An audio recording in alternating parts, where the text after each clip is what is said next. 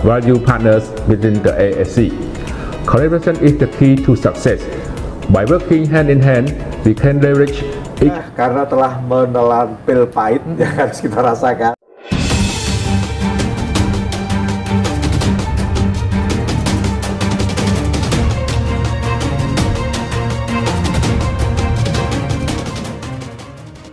Lagi trending. Begini komentar gila Presiden AFF Yves Samet yang ngotot pinjam 9 pemain timnas Indonesia demi harga diri ASEAN All-Stars versus Manchester United. Tapi, Mimin minta tolong tonton video ini sampai selesai, agar tidak ada kesalahpahaman yang terjadi. Dan tak bosan-bosan juga, tolong like dan share video ini ke media sosial kalian agar semua orang tahu apa yang sedang terjadi. Tepat malam ini, drama panas jelang ASEAN All-Stars versus Manchester United. AFF ancam PSSI, 9 pemain dicoret Kluivert jadi rebutan.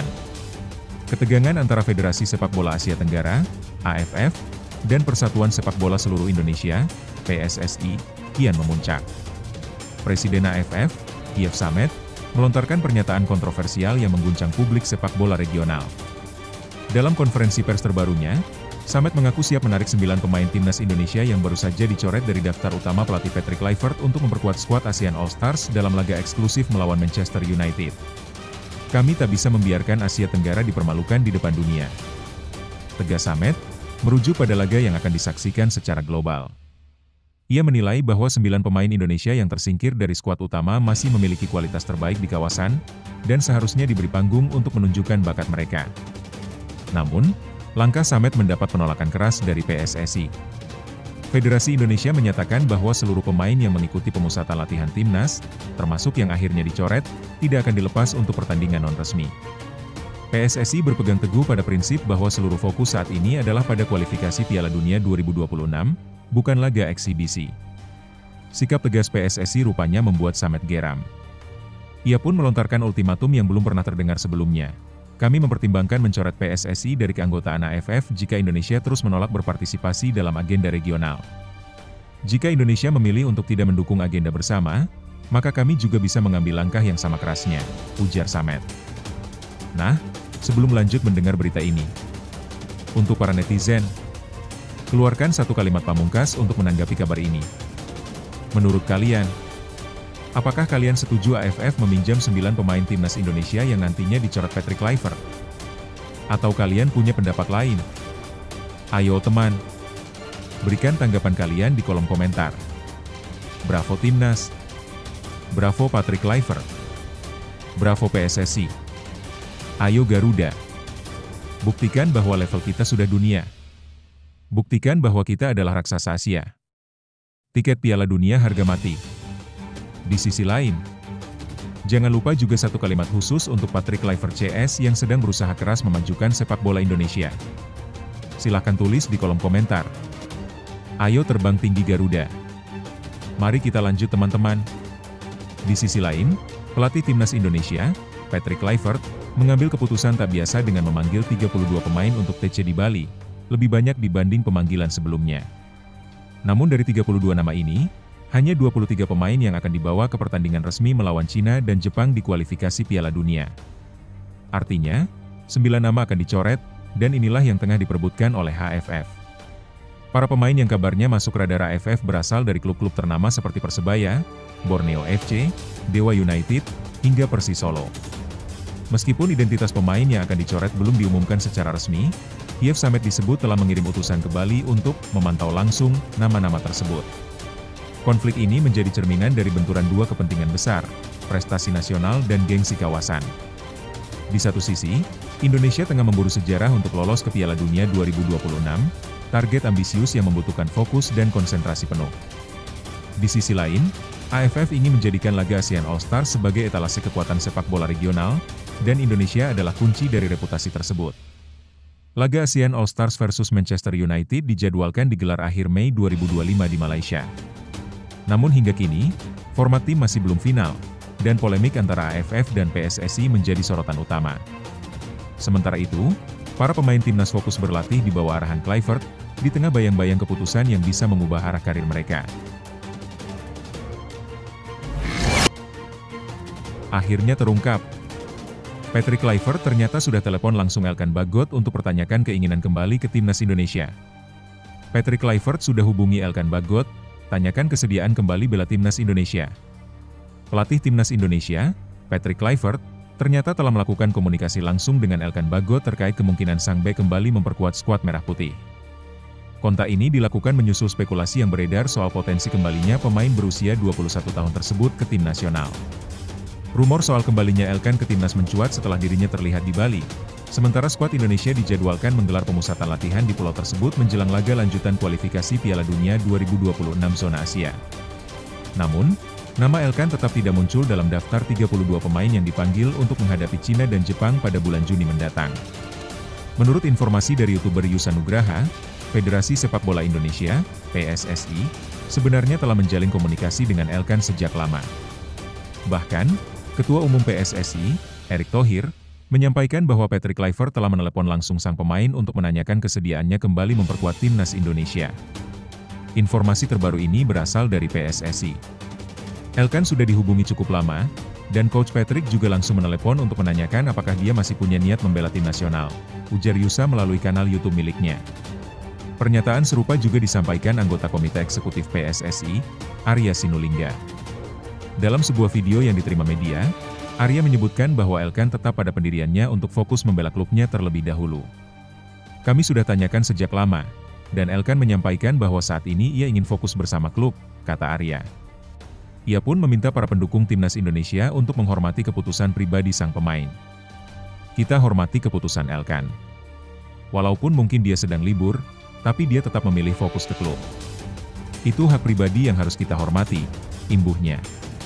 Timnas Indonesia akan menjalani 2 laga penentu di putaran ketiga kualifikasi Piala Dunia 2026 zona Asia. Laga melawan Cina akan digelar di Stadion Utama Gelora Bung Karno pada 5 Juni, sementara laga tandang ke markas Jepang dijadwalkan pada 10 Juni 2025. Komentar pelatih Cina menjelang laga melawan timnas Indonesia, naturalisasi bikin Garuda sulit ditaklukkan. Pelatih tim nasional Cina, Branko Ivankovic, memberikan pandangan menarik menjelang laga krusial melawan timnas Indonesia pada putaran ketiga kualifikasi Piala Dunia 2026 zona Asia. Pertandingan penting ini akan digelar di Stadion Utama Gelora Bung Karno, Jakarta, pada 5 Juni 2025 mendatang, sebagai bagian dari matchday ke-9 Grup C. Dalam wawancaranya yang dikutip dari media Cina, Sohu, Ivankovic menyebut bahwa secara historis, timnas Indonesia tidak memiliki fondasi kekuatan yang konsisten dari sisi pembangunan tim. Meski demikian, ia menekankan bahwa kehadiran pemain-pemain naturalisasi menjadikan Indonesia sebagai lawan yang semakin sulit untuk dikalahkan. Secara tradisional, Indonesia bukanlah tim yang dibangun dari pondasi sepak bola yang kuat. Namun sekarang mereka memiliki banyak pemain naturalisasi, dan itu membuat mereka jadi tim yang sangat kompetitif dan menantang, ujar pelatih asal Kroasia tersebut. Ivankovic juga menegaskan bahwa timnya tidak akan menganggap remeh skuad Garuda. Ia menyebut laga melawan Indonesia sebagai ujian penting yang membutuhkan usaha maksimal dari seluruh pemainnya. Kami harus bermain dengan 100% kemampuan kami. Indonesia bukan lawan yang mudah, lanjutnya. Dalam persiapan menghadapi Cina dan Jepang, pelatih timnas Indonesia, Patrick Kluivert, telah memanggil 32 nama pemain. Dari daftar tersebut, hampir 60% merupakan pemain keturunan yang telah dinaturalisasi. Beberapa nama besar yang kini memperkuat Garuda diantaranya adalah Martin Paes, Emil Audero, Jai Idzes, Sandy Walsh, hingga Rafael Struijk. Total terdapat 19 pemain keturunan dalam daftar tersebut, yang sebagian besar bermain di liga-liga Eropa. Kehadiran mereka membawa angin segar dalam performa timnas yang belakangan ini menunjukkan grafik peningkatan. Hal ini pula yang menjadi sorotan utama pelatih Cina dalam menyiapkan strategi. Pertandingan Indonesia versus Cina diprediksi berlangsung sengit karena kedua tim sama-sama membutuhkan kemenangan demi menjaga peluang lolos langsung ke Piala Dunia 2026. Saat ini, Indonesia menempati posisi keempat di klasemen Grup C dengan koleksi 9 poin. Cina, yang sebelumnya mengalami beberapa hasil buruk, tertahan di posisi juru kunci dengan 6 poin. Sesuai regulasi kualifikasi, hanya 2 tim teratas dari masing-masing grup yang berhak lolos otomatis ke putaran final. Sementara tim peringkat ketiga dan keempat akan bertarung kembali di babak keempat untuk merebut jatah terakhir menuju Piala Dunia. Klasemen sementara Grup C. 1 Jepang 20 poin, sudah lolos.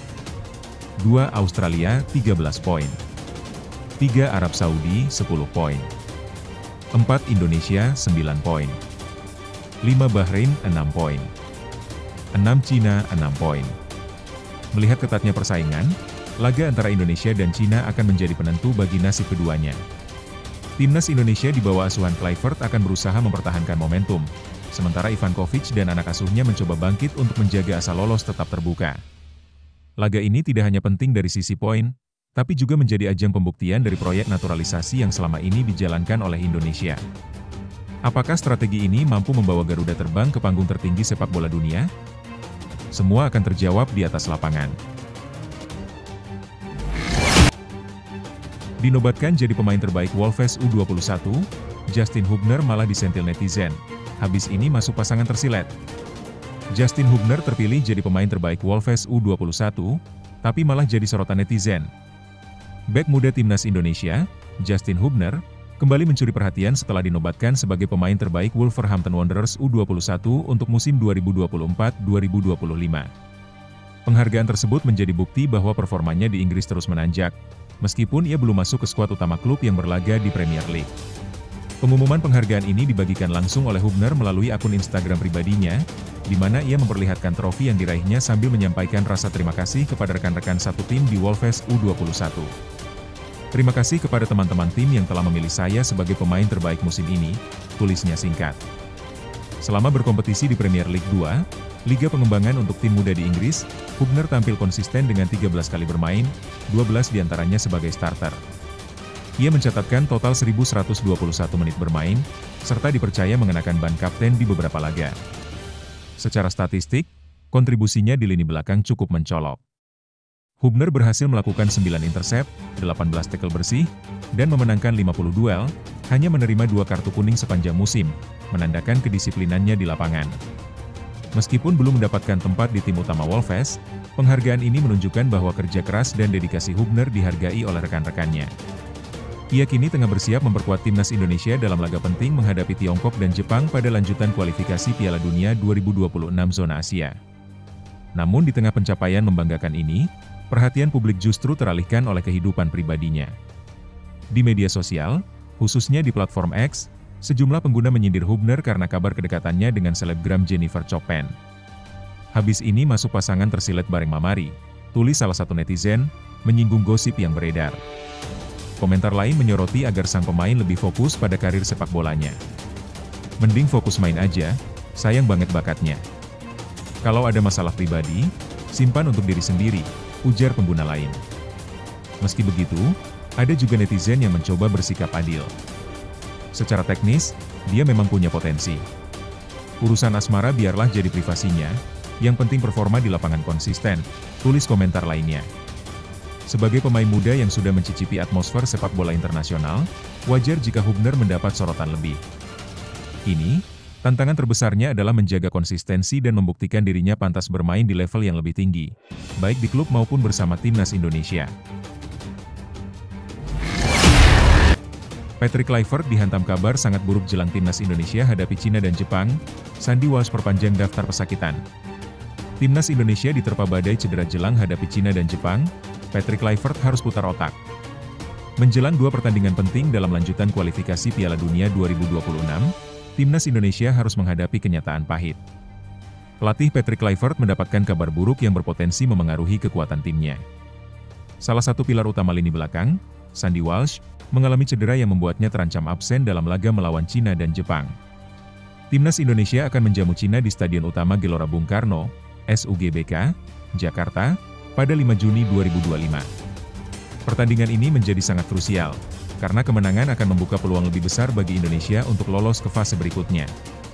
Setelah itu, Garuda akan menjalani laga tandang yang tidak kalah penting menghadapi tuan rumah Jepang di Suita City Stadium.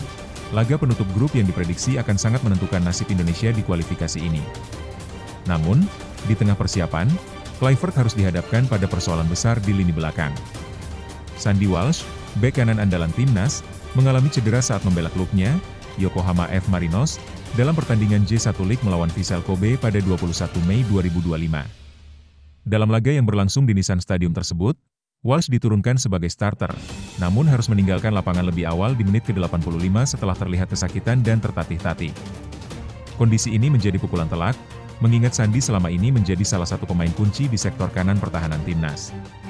Ketidakhadirannya berpotensi besar mengganggu keseimbangan tim, apalagi mengingat bahwa timnas juga tidak bisa sepenuhnya mengandalkan Kevin Dix.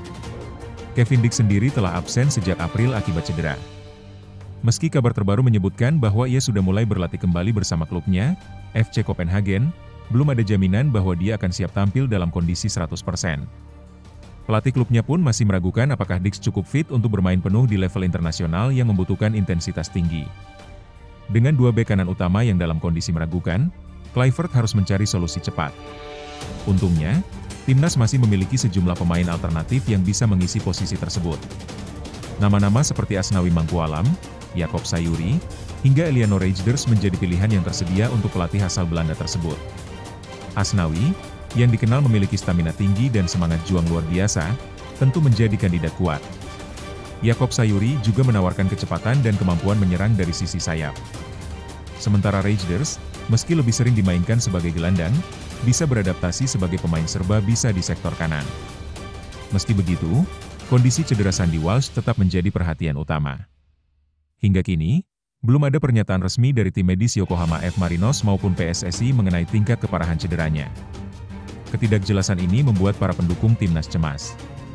Kehilangan pemain dengan pengalaman internasional seperti Sandi akan sangat memengaruhi kekuatan tim dalam menghadapi dua lawan kuat sekaligus.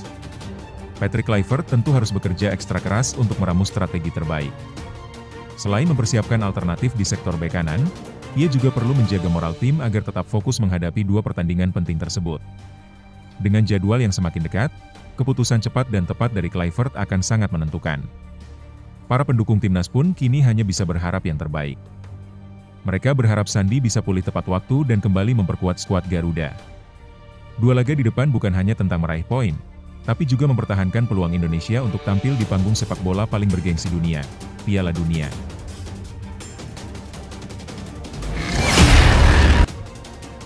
Media Cina optimistis timnas Indonesia bisa lolos langsung ke Piala Dunia 2026, Arab Saudi diprediksi tersingkir.